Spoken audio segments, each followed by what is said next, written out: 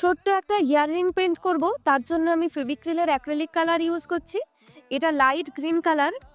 রং করার সময় না অনেক মনোযোগ প্রয়োজন। ডিজাইনের বাইরে রং চলে গেলেই গেল।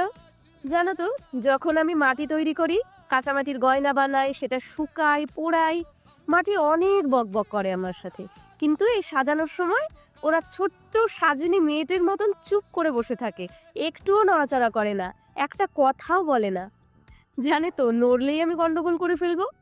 কিন্তু কখনো কখনো আমারও ভুল হয়ে যায়, এদিকে ওদিকে রং লেগে যায়। তখন আবার ওকে পুরো কালো রং করে শুকিয়ে তারপর আবার সাজাতে বসি। প্রীতিলতা, আজকের ভিডিওটা তোমার জন্য।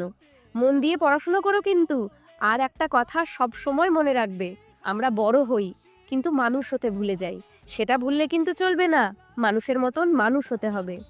আর এদিকে দেখো, রংটা শুকিয়ে গেলে ইয়াররিং এর সাথে হুকটা অ্যাটাচ করে দিলাম। ব্যাস, রেডি আমার কানের দুল। কেমন লাগলো জানিও। সবাই খুব ভালো থেকো আর চ্যানেলটাকে সাবস্ক্রাইব করে দিও। আজ আসি, টাটা।